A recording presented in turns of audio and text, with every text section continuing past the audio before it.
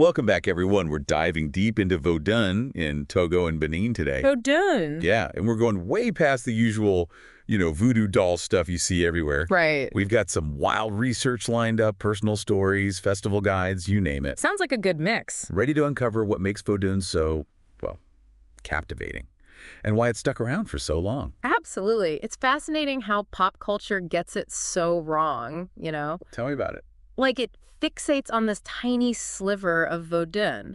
But the real deal, it's so much more than just dolls in Hollywood. It's like people see the tip of the iceberg and think, yep, I've got it all figured out. Yeah, exactly. But from everything I've been reading, Vodun's not a single religion, right? You got it.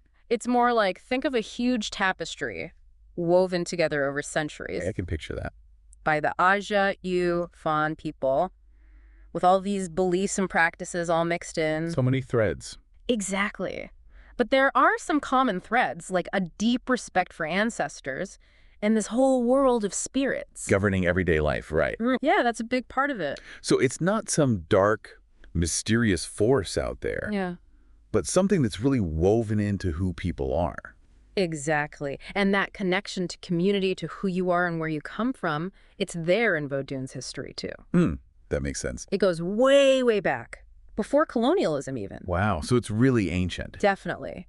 But things like migration, colonialism, the slave trade, they all shaped how it evolved. It's wild how a belief system can not just survive all that, but thrive. It is, yeah. And speaking of spreading, didn't the slave trade carry Vodun over to the Americas? Yeah. Like Haitian Voodoo and Louisiana Voodoo. Those have Vodun roots, right? You're exactly right. It's like a testament to how adaptable Vodun is and how strong those cultural connections were. Powerful stuff. But to really get it, we got to go to the heart of Vodun. Core beliefs. Yeah, the core beliefs. What stood out to you in the research? Good question. What really caught my eye was this duality. Between like a distant creator god and then all these spirits that are constantly active in the world. Right. Like there's this hierarchy going on. Exactly. Yeah. At the very top, you've got Nana Buluku, the creator god. Nana Buluku. But Nana Buluku is seen as pretty removed from our daily lives. It's the Vodun spirits, sometimes called god actors. God actors. Yeah. They're the ones really shaping everything, every aspect of life. Nature, even destiny. God actors. That's a great way to put it. Like they're carrying out the creator's will down here. Yeah, I like that analogy. But with so many spirits, I mean, where do you even begin to, understand them all? Well, each one has their own, preferences, their own songs, dances, rituals. It's like a cosmic play with a massive cast of characters, each with their own personality and role to play. Okay, now I'm imagining a divine theater production. And I've got to know more about these characters. The sources mentioned Legba, Right. Gu, Sakpata, and Mamiwata. All pretty intriguing names. Yeah, they are. Can we dive into those a bit? Sure, let's start with Legba, often seen as like the gatekeeper between us and the spirit world. Between the worlds. A crucial go-between. Now, Gu, he's different, associated with war and iron. A totally different kind of power, right? Gotcha. Then there's Sakpata, who governs disease and healing. Oh, interesting. And we can't forget Mamiwata, Mamiwata. a powerful water spirit, often depicted as a mermaid. There are even stories about her seducing men. Really? Yeah. To the spirit world, with promises of riches. Okay, Mamiwata sounds like someone you don't want to mess with. No kidding. But where do all these spirits hang out? Are they just floating around everywhere, or...? That's where Kutmum comes in. It's the land of the dead, kind of. Oh, yeah. This parallel spirit world that exists alongside ours. Whoa. And it's from Kutmum that they influence everything, weather, destinies, you name it. That is mind-blowing. Yeah. How do people connect with them there? Do they just appear when needed, or...? That's where the traditional healers come in, the Bokonon. They act as these bridges between the physical and spiritual, Okay. using both herbal remedies and spiritual practices. To treat whatever's going on. Right. So they're like healers, therapists, and spiritual guides all in one. Yeah, pretty much. But how do they actually communicate with the spirits? Is it like a phone call to Kutmum? Think of it more like a two-way radio. Okay. Some Bokonon are diviners, too.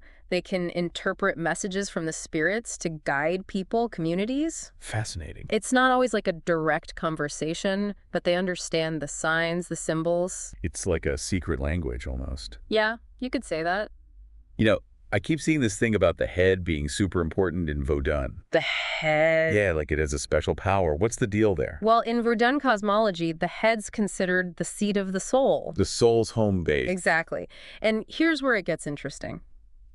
The belief is that by, appeasing the spirits, you can actually influence your destiny. So it's not just about asking for favors, but working with them to shape your life. You got it. Wow. And this focus on the head, it goes beyond just the individual. It's also tied to the reverence for ancestors. Oh, right. Ancestors, whose spirits are believed to reside in the head, connecting past, present, future generations. Like a continuous chain. It is. Okay, so we've got this intricate world of spirits, healers, the power of the head.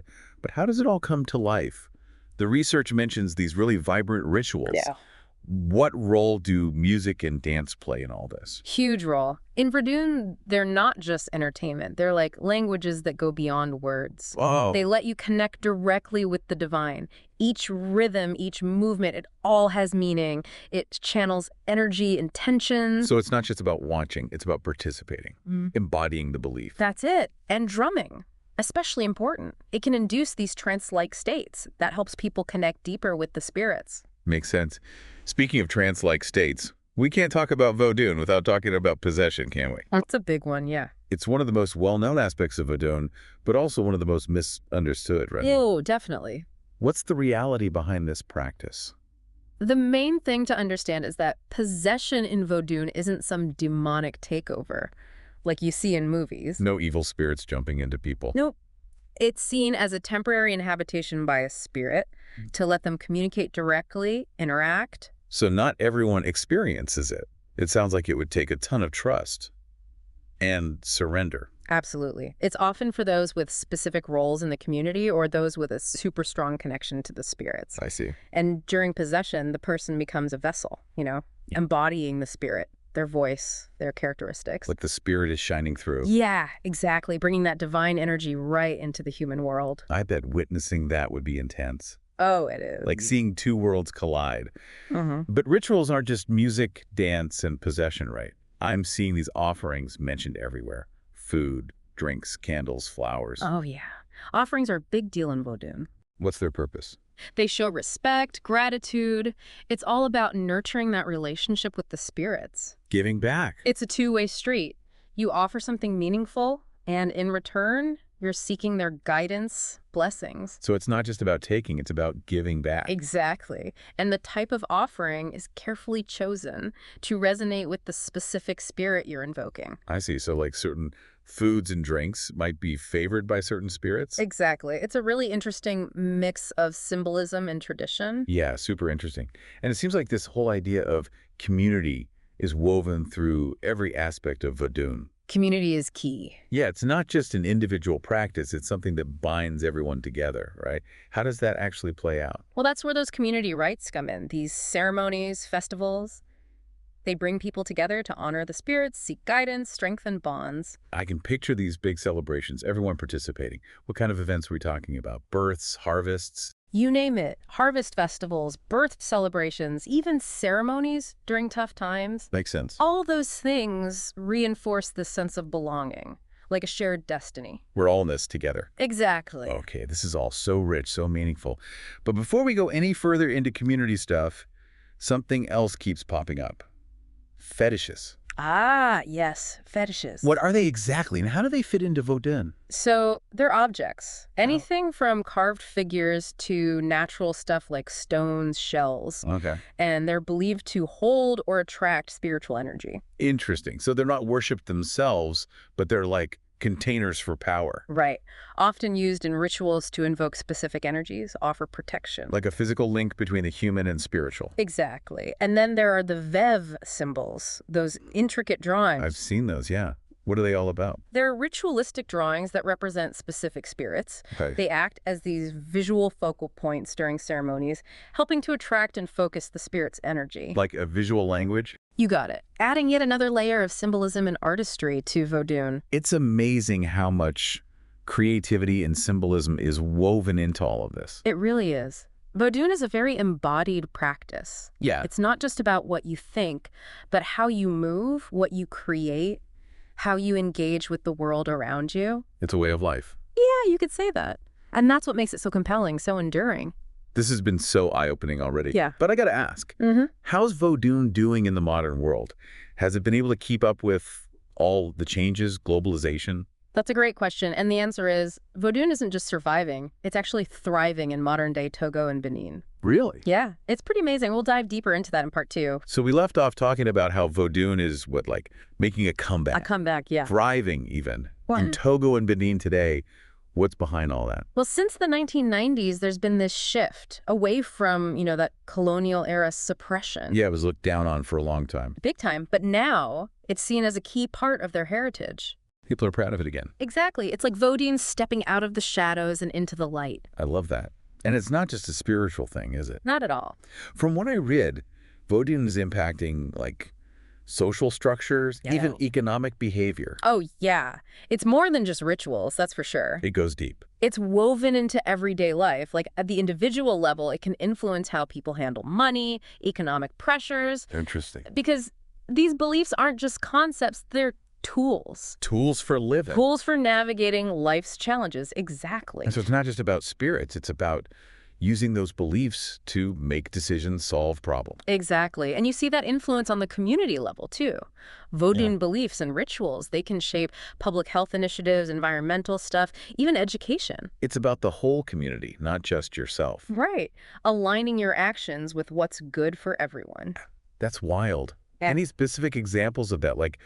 I'm having trouble picturing how a spirit like Gu, the one connected to war and iron, Good. how would that influence something like, I don't know, public health? Well, think about the Bokonon, the traditional healers. Right, the Bokonon. They often play a big part in public health campaigns. They combine their knowledge of, herbal medicine. Traditional medicine? Right, with their spiritual practices. To make people healthier. Exactly. They might call on a healing spirit during a treatment, even if it's not a spirit traditionally associated with health, So it all ties together. It's this holistic approach, seeing that link between physical and spiritual health. And what about the environment? Vodun has that reverence for nature, right? How does that actually translate into action? In some communities, Vodun priests are actually leading the charge. Really? Yeah, to protect sacred forests, water sources. Makes sense. They might even weave environmental messages right into their sermons, their rituals. Getting people to care. Reminding them that we have to care for the natural world. It's a way to use their spiritual authority, to promote sustainability. Using their platform for good. It sounds like Vodun is shaping a better future. But I imagine it's not always smooth sailing. Oh, for sure. Are there any tensions between Vodun and, all the development happening? Yeah, reconciling tradition and progress, that's tough. Sometimes development projects might, encroach on sacred sites. Yeah, I can see that. Or disrupt traditional practices. That causes friction, obviously, between communities and authorities. It's like growing pains, trying to figure out how to move forward. Right. It's not about rejecting progress, but finding a way to integrate it carefully. Respectfully. Finding that balance. Exactly. It's tricky, but it shows how adaptable Vodun is. It's always had to evolve in response to changing times. It's a survivor. And speaking of adapting, we got to talk about syncretism. Syncretism? The blending of Vodun with other beliefs, like Christianity. How does that even work? Seems like it could lead to clashes. It's actually a testament to how resilient Vodun is. It's not unusual to find practitioners who, integrate Christianity into their practices. They see common ground between the two. I guess there are some overlaps. Yeah, they might use Christian prayers in their rituals, or even identify certain Vodun spirits with Christian saints. So it's not like one or the other. It's both together. It depends, really, on the individual, the community. Some see it as a natural evolution of their faith. Others keep them totally separate. It's a personal choice. It is. This is really changing how I see Vodun. It's not stuck in the past, is it? It's changing, reinventing itself. Exactly. It's a living tradition, always evolving to meet the needs of its people and the world around it. But even with all the good stuff we've talked about, it still has its challenges. Like what? Well, those misconceptions, those stereotypes, they're still out there. Fueled by, pop culture. Movies, TV shows, all that. Yeah, it's tough to shake. And it creates fear, misunderstanding. That's hard to overcome. People focus on the sensational stuff and miss the real point. That's the sad part. But, lots of Vodun practitioners are fighting back. They're educating people, writing books, doing documentaries, anything to show the world what Vodun's really about. Community, ethical living, respect. All of that, yeah. It's great that they're reclaiming their story. It is. And it feels like Vodun has a lot to offer, especially now. Oh, absolutely. With all the uncertainty in the world. Its emphasis on community, balance, reverence for nature, it feels so relevant with things like climate change and all the social unrest happening. It's a reminder that we're all connected. Yeah. That our actions matter, they have an impact. For sure. Okay, you mentioned something earlier that really got me thinking. The link between Vodun and financial habits. Oh, yeah. What can you tell us about that? It's hard to imagine how spirituality can influence something as practical as money. It's super interesting, often overlooked. Yeah, it is. But Vodun's principles and values, they can really shape how people deal with money, savings, even entrepreneurship, like the concept of balance, right? So important in Vodun. Right. Balance. It applies to finances, too. So it's not about getting rich no matter what. Nope. It's about finding that balance between earning, spending, saving, and giving back. You got it. A holistic approach to your finances.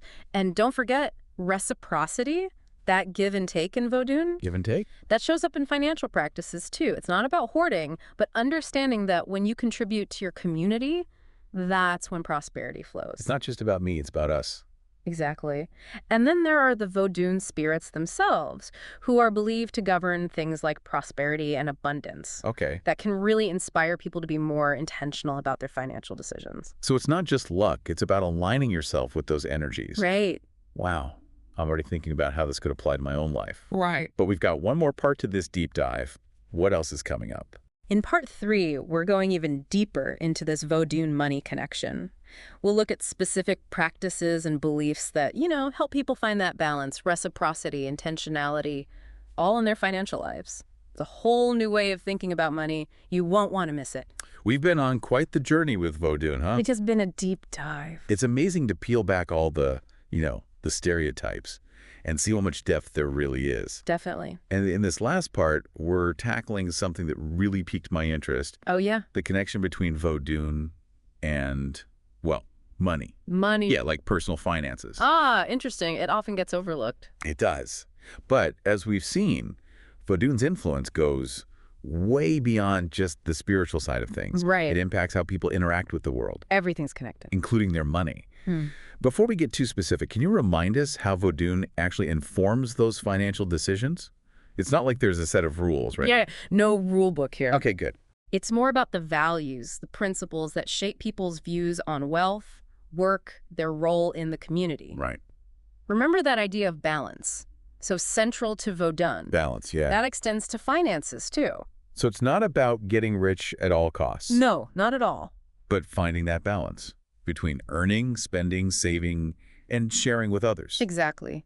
You're thinking holistically about your well-being, financial well-being included. Gotcha. Now, I'm starting to see how these principles would show up in everyday life. But can you give us some, concrete examples? What does this look like in practice? Okay, imagine a Vodun practitioner who's starting a business. Okay. They might not just focus on, making as much profit as possible. There's more to it. They'd also want to pay their employees fairly, give back to the community, understanding that their success is tied to the well-being of everyone around them. It's not just about personal gain, it's about everyone. Exactly. And this ties into another key aspect of Vodun. The spirits, who are believed to govern all these different areas of life, including prosperity. So this encourages people to be more intentional, more responsible with their finances. It's not just dumb luck, whether you succeed or not. Nope. It's about aligning yourself with those energies, working with the spirits. That's like a partnership. Yeah. It encourages a more proactive approach. You're not just waiting around for good fortune. You're actively trying to create it for yourself and for your community. I love that. And it completely changes the story we usually hear about money, doesn't it? For sure. It's not just a means to an end. It's a force that can be used for good, for balance, for sharing. Exactly. And that, I think, is one of the biggest takeaways from our deep dive into Vodun. It changes how we see the world, even our finances. I couldn't agree more. We've gone way beyond the surface here. We have. To discover a belief system packed with wisdom, tradition, and practical stuff that's relevant to everyone. Even today. Even today. It's been awesome exploring these ideas with you. Hopefully our listeners are feeling inspired to learn more about Vodun. I hope so too. There's always more to uncover. There is.